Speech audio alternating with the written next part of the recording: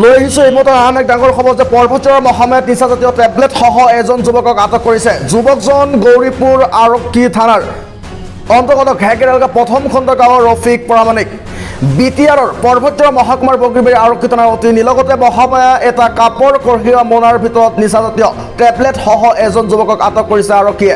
যুৱকজন AS17A451 নম্বৰৰ bike আৰোহী ৰফিক পৰামানিক 33 বছৰীয়া যুৱকজনে গৌৰীপুৰৰ পৰা আহি থকা অৱস্থাত বগীবাৰী মহামায়া মুখাৰ্জী হোটেলৰ সন্মুখত গাড়ীখন ৰখাই চাহ খাবলৈ সোমাই যায়।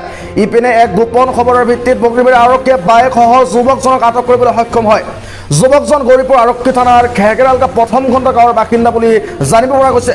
বৰ্তমান যুৱকজন বগীবাৰী আৰক্ষীয়ে অন টু অট বাই 2021 নং গোচৰৰ ৰুজু কৰিছে। সোধপোছ অব্যাহত ৰখা বুলি জানিব পৰা গৈছে।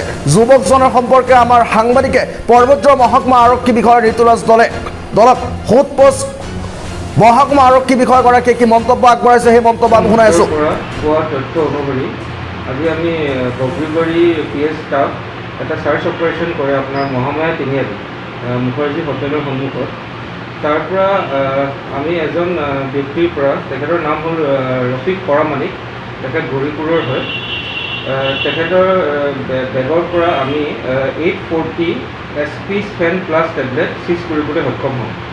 এইখিনি টেবলেট আমি ছাছপেক্ট কৰিছোঁ এণ্ডিকেট ছাবষ্টেঞ্চ হয় বুলি, আৰু এই টেবলেটখিনি আমি প্ৰপাৰ চিজাৰ মতে আমাৰ আৰু প্ৰপাৰ চিজাৰ প্ৰচিডিউৰ মতে আমি চিজ কৰি পেলাই ইতিমধ্যে থানাত আনিবলৈ সক্ষম।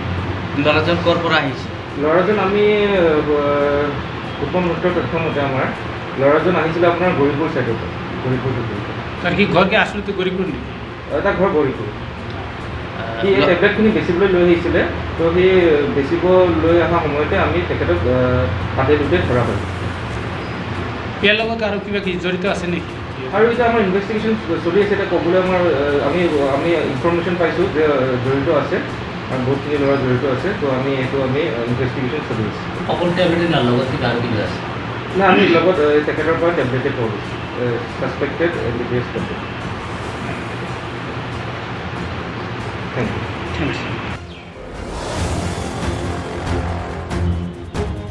নিউজ ডেস্ক ৰিপোৰ্ট নিউজ আৰ আসাম।